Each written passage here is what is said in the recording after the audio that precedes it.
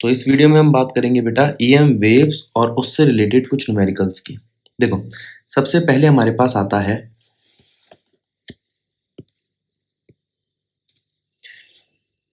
Displacement current का topic. ठीक है, तो हम जाते हैं एम्पेयर सर्किटल लॉ पे।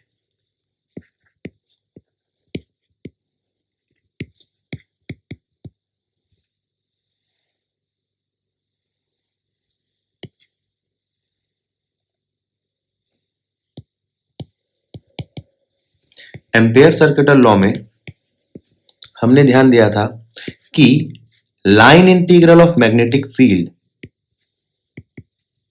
होता है म्यू नॉट आई। ठीक है, अब ये जो करंट है आपका, ये दो तरीके से देखा जाएगा। तो जो टोटल करंट है वो हो जाएगा आपका आईसी यानी कि कंडक्शन करंट, और आईटी ये है इस चैप्टर में जो पहली बार आया डिस्प्लेसमेंट करंट। ठीक है, अब कंडक्शन करंट हम जानते हैं क्या होता है, dq by dt। Displacement current क्या है? डिस्प्लेसमेंट करंट है epsilon not D five by dt। इन दोनों को ऐड करें, म्यू नॉट से मल्टीप्लाई करें तो b डॉट dl के इक्वल आता है। ये है मॉडिफाइड एम्पेयर सर्किटल लॉ।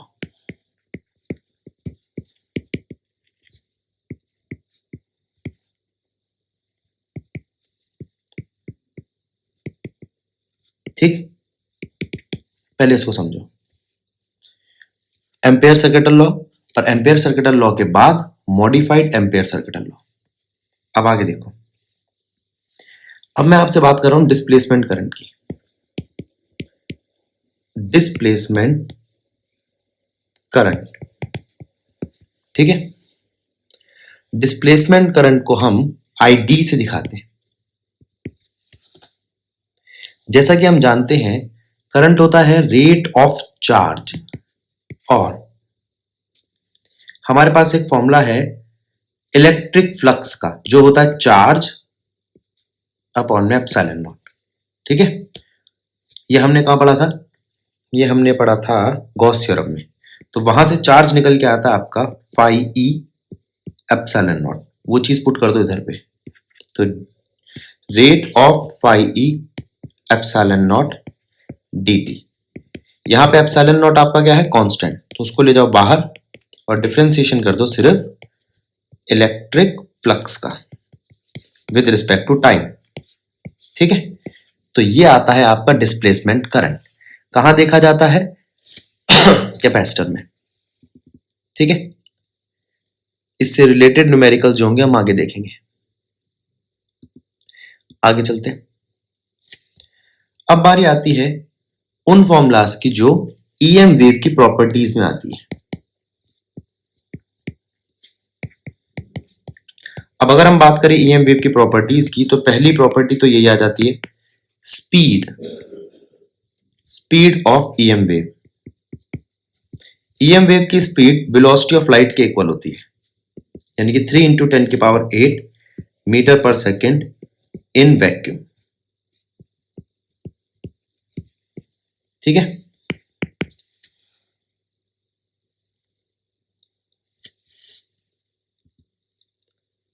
दूसरी बात आती है इलेक्ट्रिक फील्ड और मैग्नेटिक फील्ड के रिलेशन की। E naught by B naught is equals to C. एक तो ये चीज पकड़ के रखो। दूसरा, E by B is equals to we, velocity of EM wave, velocity of EM wave in medium. अब ये दोनों कैसे अलग है? ये किसके लिए? ये वैक्यूम के लिए। ठीक, चलो आगे देखते हैं। अब एक एक्सप्रेशन आता है कि सी वेलोसिटी यानी कि वेलोसिटी ऑफ ईएम वेव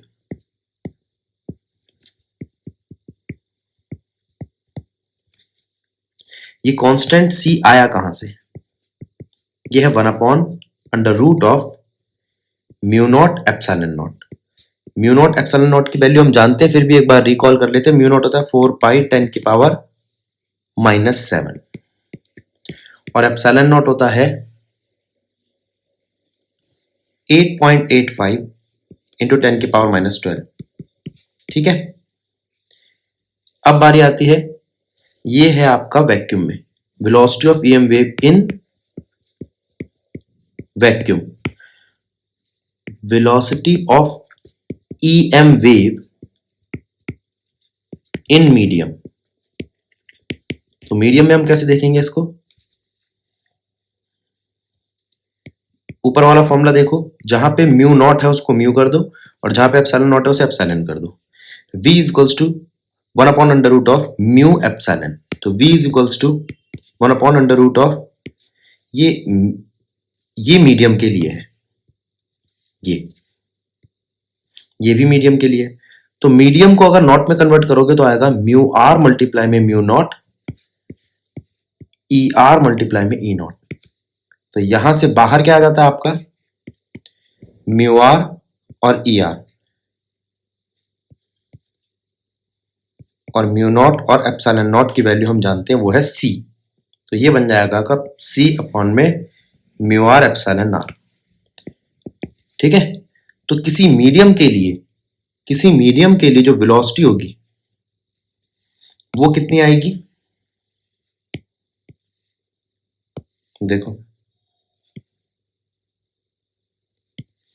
किसी मीडियम के लिए जो वेलोसिटी आएगी v, वो आएगी velocity of EM wave in vacuum divided by √of mu r और एप्सिलॉन आर। अगर आपको, इसे बोलते हैं हम रिलेटिव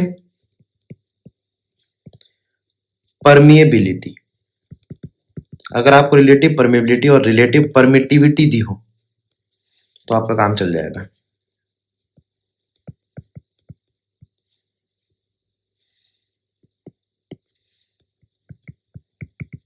ठीक, तो ये थी ईएम वेव की वेलोसिटी की बात। आगे चलते हैं।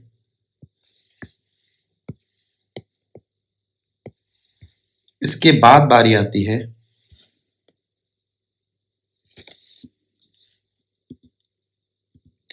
अगर हम बात करें यहां पे इलेक्ट्रिक और मैग्नेटिक फील्ड के एक्सप्रेशन की, तो वो ये ले सकते हैं। देखो, E यानी कि electric field is equals to E Y J, मतलब इलेक्ट्रिक फील्ड y एक्सिस में है, which is equals to E naught sine kx minus omega T J. इसी वक्त B क्या होगी आपकी? B Z K B naught sine के x minus omega T K. मतलब इलेक्ट्रिक फील्ड y डायरेक्शन में, मैग्नेटिक फील्ड z डायरेक्शन में, तो इन दोनों से ईएम वेव किस डायरेक्शन में होगी? x डायरेक्शन में। ठीक है, कुछ छोटी मोटी चीजें देखेंगे। यहां पर हमने देखा k और ओमेगा। एक तो k क्या है? 2 पाई बाय लैम्डा। ओमेगा क्या है? 2 पाई बाय टी। इसे आप 2 पाई न्यू भी कह सकते हो। टाइम पीरियड क्या है? 1 फ्रीक्वेंसी। वेवलेंथ क्या है? 1 वेव नंबर। और फ्रीक्वेंसी इंटू वेवलेंथ क्या है? c, velocity of EM wave. ठीक, यहां तक बात को समझो, फिर आगे चलते हैं। अब यहां पे ई नॉट और बी नॉट का रिलेशन मैं पीछे बता चुका हूं, फिर से बता देता हूं एक बारी।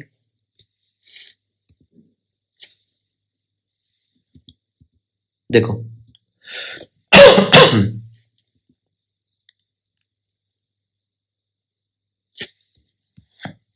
यहां देखा हमने E naught by B naught equals to C. तो अगर मुझे सी ई नॉट निकालना है तो वो हो जाएगा सी मल्टीप्लाई में बी नॉट, और बी नॉट निकालना है तो वो हो जाएगा ई नॉट बाय सी। ठीक,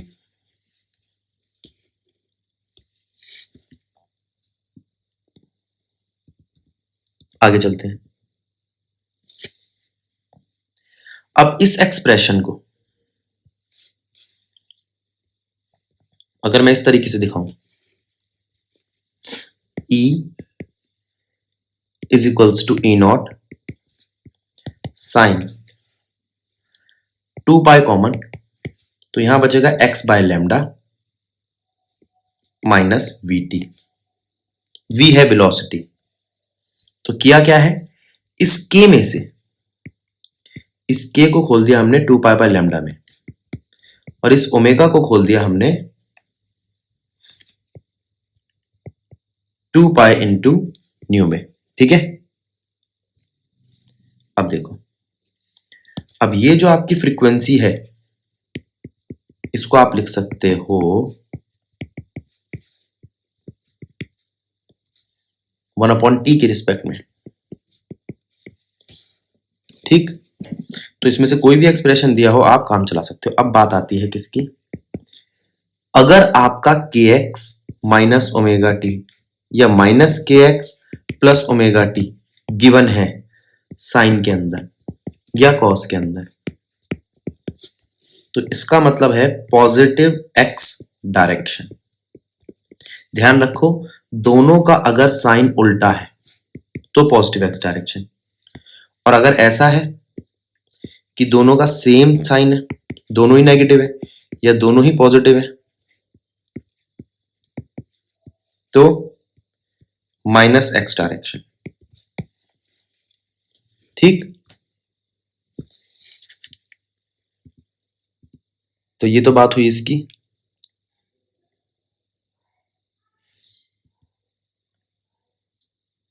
अब बात आती है एनर्जी की। इलेक्ट्रोमैग्नेटिक वेव एनर्जी कैरी करती है इलेक्ट्रिक और मैग्नेटिक फॉर्म में। तो आपको याद होना चाहिए, हमने पढ़ा था इलेक्ट्रिक फॉर्म में हमारे पास जो एनर्जी थी, यानी कि electric energy per unit volume, वो थी half epsilon not electric field का स्क्वायर, और मैग्नेटिक फॉर्म में जो थी हमारे पास वो थी हाफ 1/म्यू नॉट बी नॉट स्क्वायर। ठीक है, तो टोटल एनर्जी क्या आएगी हमारी,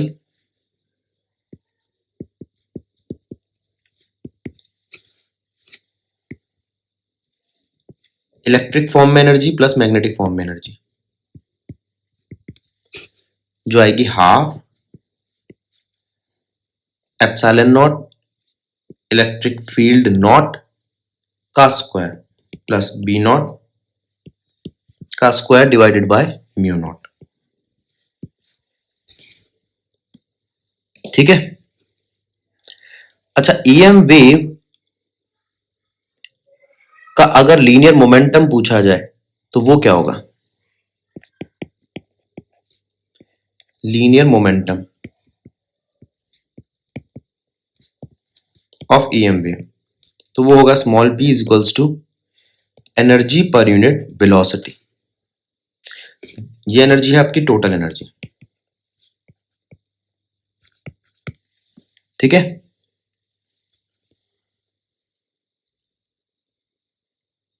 चलो,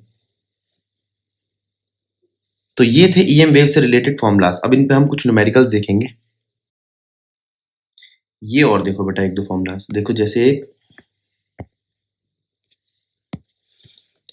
pressure exerted by EM wave,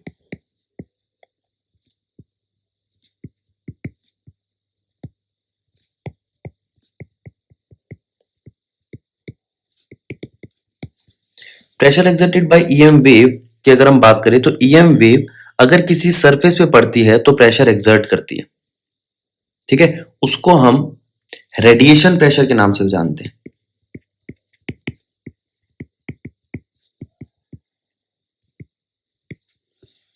ठीक है, ये रेडिएशन प्रेशर, ये रेडिएशन प्रेशर होता है इंटेंसिटी डिवाइडेड बाय सी। ठीक है, ये है इंटेंसिटी ऑफ ईएम वेव।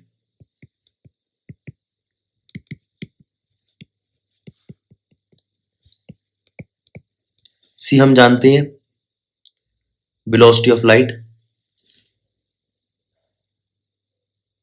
तो यहां पर कभी कभी कुछ ऐसा पूछ लिया जाता है, जो रेडिएशन प्रेशर है, मान लो सोलर रेडिएशंस है, तो उनकी वजह से कोई रेडिएशन प्रेशर पड़ता है? तो हाँ, हम बोलते हैं सोलर की रेडिएशन से जो रेडिएशन प्रेशर पड़ता है, उस वजह से जो कॉमेट्स होते हैं ना, उनकी एक टेल बन जाती है, पूंछ बन जाती है। तो अगर क्वेश्चन आ जाता है भाई कॉमेट की टेल क्यों होती है, तो उसका रीजन क्या होता है? Radiation pressure. और यहां पे जो इंटेंसिटी है उसका क्या मतलब है देखते हैं। अब इंटेंसिटी हमने कई बार वर्ड सुना है। इंटेंसिटी जिसको हम आई से दिखाते हैं, उसका मतलब क्या है यहाँ पे? Number, strength. और जो यहां हम इंटेंसिटी देख रहे हैं उसका क्या मतलब है?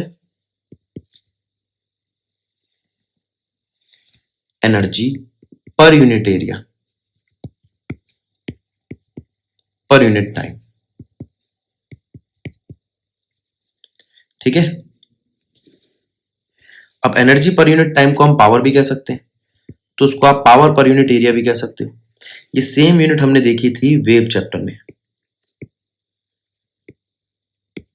Intensity, energy per unit area per unit time. तो इसकी यूनिट बन सकती है joule per second per metre square. Joule per second को आप वॉट कह सकते हो, वॉट पर मीटर स्क्वायर। ठीक है, तो ये बनी आपकी इंटेंसिटी।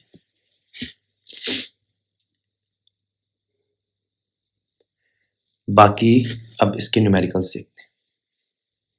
देखो, पहला क्वेश्चन क्या आता है? Which of the following act as a source of EM wave.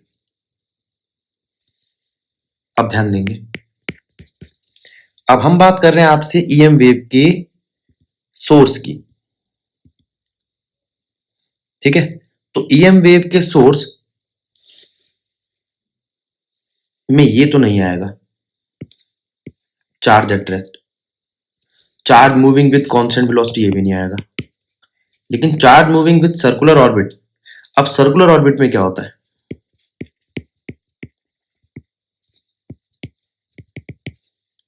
Velocity, direction बोल लो आप, डायरेक्शन ऑफ वेलोसिटी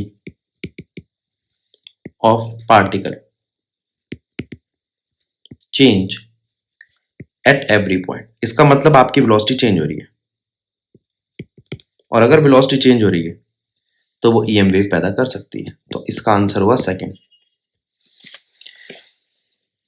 अगर एक चार्ज पार्टिकल सर्कुलर ऑर्बिट में मूव कर रहा है, जो वेरी कर रहा है टाइम के साथ, ठीक है, टाइम वेरी कर रही है स्पीड के साथ, ठीक है, तो उसमें आप कह सकते हो कि वहां पर ईएम वेव प्रोड्यूस हो सकती है।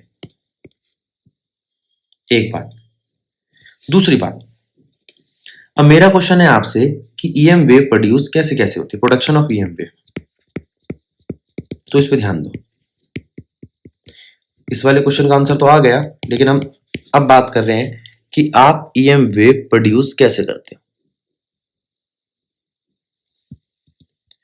तो सबसे पहले आता है रेडियो वेव। रेडियो वेव कैसे प्रोड्यूस होती है?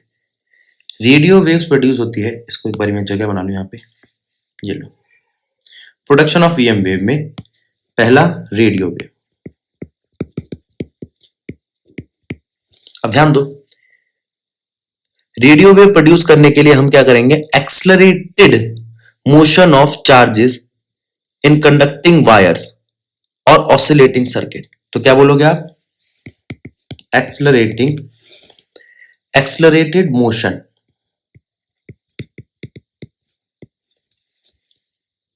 Of charges in conducting wire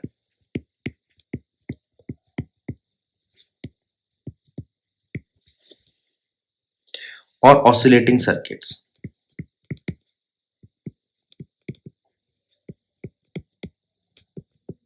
ठीक, तो ये तो हो गई आपकी रेडियो वेव।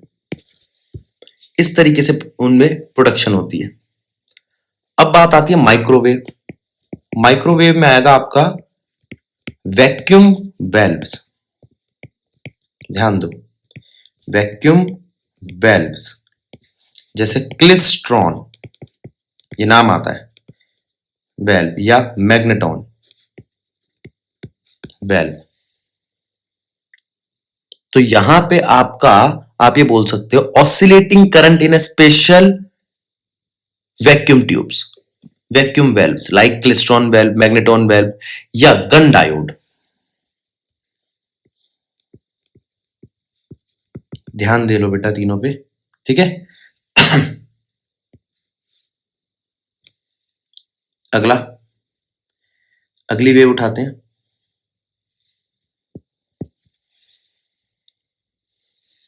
इंफ्रारेड रे। इंफ्रारेड रे, इनके लिए आती है आपकी हॉट बॉडीज, ठीक है।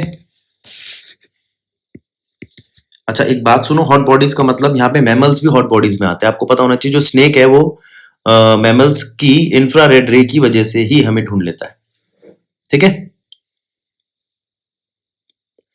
आगे देखते हैं, विजिबल लाइट।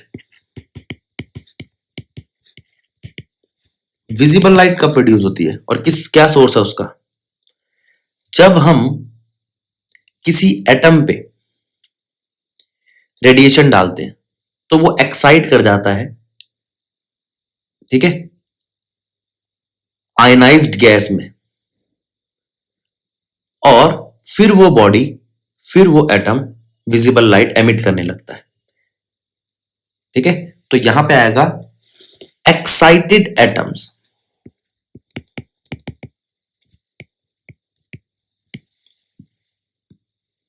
ठीक है, इन आयनाइज्ड गैस।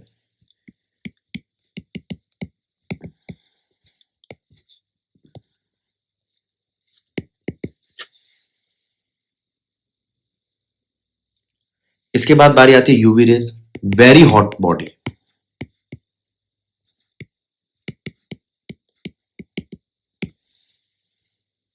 यूवी रेज के लिए हमें क्या चाहिए? Source, very hot body. उसके लिए हम क्या लेंगे? High voltage gas discharge tube.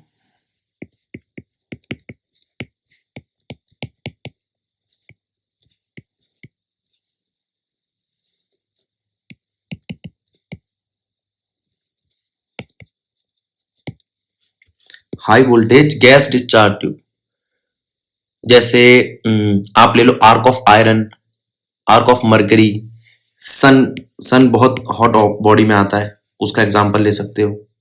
आगे चलते हैं, एक्सरे। एक्सरे के लिए सोर्स क्या है? Sudden deceleration of fast moving electron by metal target. Sudden deceleration of fast moving electron by metal target.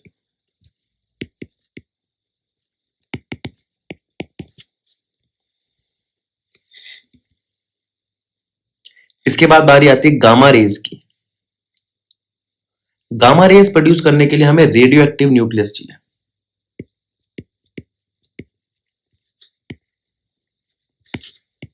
Bye radio active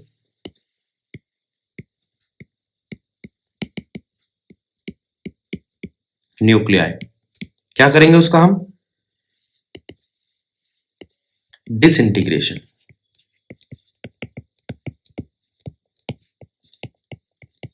उसको disintegrate करेंगे, ठीक है। तो यहां पर इस क्वेश्चन में मैंने सारी बातें बता दी। अगला क्वेश्चन देखो। इसके लिए भी मैंने आपको एक फॉर्मूला बताया था, देखो। सबसे पहले तो आंसर में आप इसकी ई वाई की वैल्यू लिखो। E y is equals to 4 into 10 की पावर 5 cos 3.14 इंटू 10 की पावर 18 t माइनस 1.57 x। ठीक है, अब इसको आप कंपेयर कर लो, ई नॉट, इसे इक्वेट करेंगे E not cos omega T minus k x से, जहां पे हमारे पास ओमेगा आ जाएगा 3.14 इंटू 10 की पावर 18 जो इक्वल है 2 पाई बाय टी के, तो टाइम पीरियड आ गया, 2 पाई न्यू के तो फ्रीक्वेंसी आ गया, और के आ जाएगा 1.57 के जो इक्वल है 2 पाई बाय लैम्डा के, और 2 पाई बाय लैम्डा से आपका वेवलेंथ आ जाएगा। ठीक है, तो यहां क्वेश्चन में आपसे पूछा था वेवलेंथ, फ्रीक्वेंसी, अब डायरेक्शन ऑफ प्रोपोगेशन बताते हैं। सबसे पहले जो ईएम वेव है किस डायरेक्शन में प्रोपोगेट कर रही है, देखो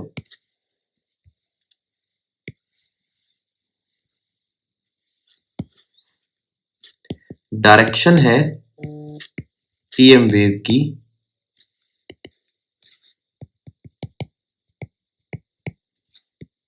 एक्स एक्सिस। ठीक है, अब मुझे दिखाई दे रहा है यहां पर ओमेगा टी पॉजिटिव है और के एक्स नेगेटिव है, तो डायरेक्शन हो जाएगी पॉजिटिव।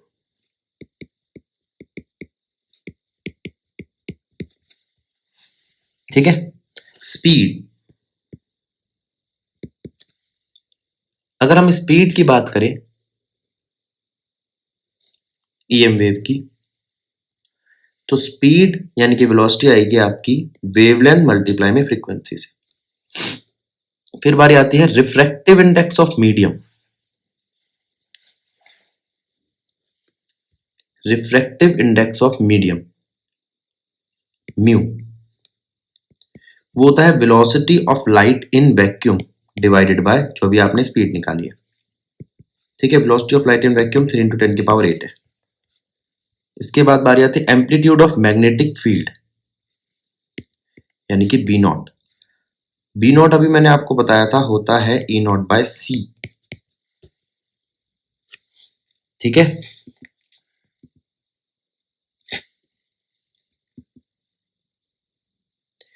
आगे चलते हैं। तो इस क्वेश्चन में काफी सारी चीजें होगी, अगर आपको यहां पे बी जेड निकालना हो तो होगा बी नॉट, जो बताया ई नॉट बाय सी होता है कॉस, बाकी अंदर की चीजें सारी सेम रहेगी, 3.14 इंटू 10 की पावर 8 टी माइनस 1.57 एक्स। ठीक है, आगे चलते हैं। अब यहां क्या कहता है क्वेश्चन में, suppose the electric field amplitude of EM wave E naught is equals to 120 Newton per Coulomb and frequency 50 megahertz। Frequency दे रखी है और E naught दे रखा है। ठीक है, तो E naught और फ्रीक्वेंसी की वैल्यू ये दे रखी है यहाँ पे। अब E naught से B naught निकल जाएगा आपका,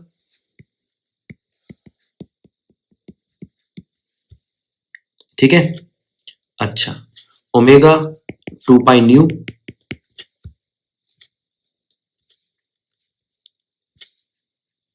ठीक है, और frequency into wavelength is equals to C, मतलब वेवलेंथ आ जाएगी सी बाय फ्रीक्वेंसी और के आ जाएगा आपका 2 पाई बाय लैम्डा। ठीक है, तो यहां पे आपके पास एक्सप्रेशन आ गए बी नॉट का, ओमेगा का, के का और लैम्डा का। अब वो कहता है find expression for E and B. देखो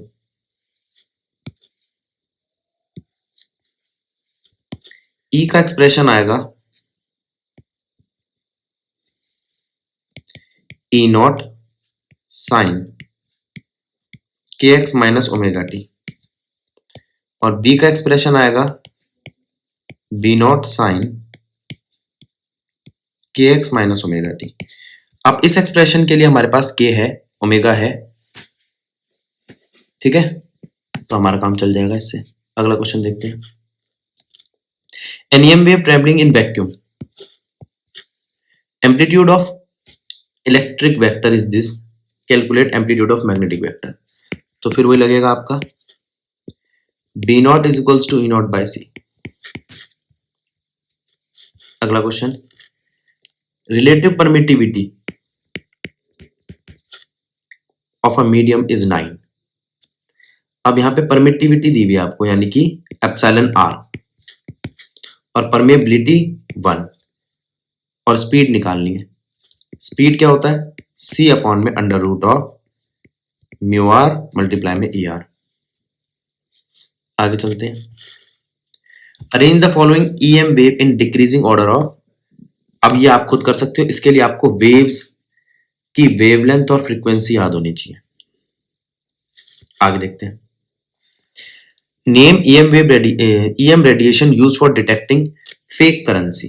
फेक करेंसी डिटेक्ट करने के लिए कौन सी EM वेव यूज करते हैं, तो नाम आता है ultraviolet rays. Give any 2 uses of microwave. एक माइक्रोवेव ओवन में कुकिंग के लिए और एक कम्युनिकेशन के लिए। विच ऑफ द फॉलोइंग, फिर आ गया पेनिट्रेशन की बात आ गई, ठीक है। अब यहां पे ध्यान क्या देना है आपको, कि आपको एक टेबुलर फॉर्म कराई थी जिसके अंदर मैंने detection, production, frequency, main properties, ये सब बताया था। उस टेबल को लर्न कर लेना बेटा। देखो, विच ऑफ द फॉलोइंग है द लीस्ट फ्रीक्वेंसी, ये उसी से ही होगा क्वेश्चन। ये देखो, name the EM wave which are used for radar. Radar system में कौन सी फ्रीक्वेंसी यूज होती है, in aircraft, microwave.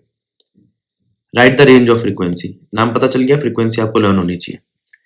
If the earth did not have atmosphere, अगर अर्थ के पास एटमॉस्फेयर नहीं होगा, would it's average surface temperature be increase और लोअर। अगर एटमॉस्फेयर नहीं होगा तो वो हीट को रोक नहीं पाएगा, तो लोअर हो जाएगा।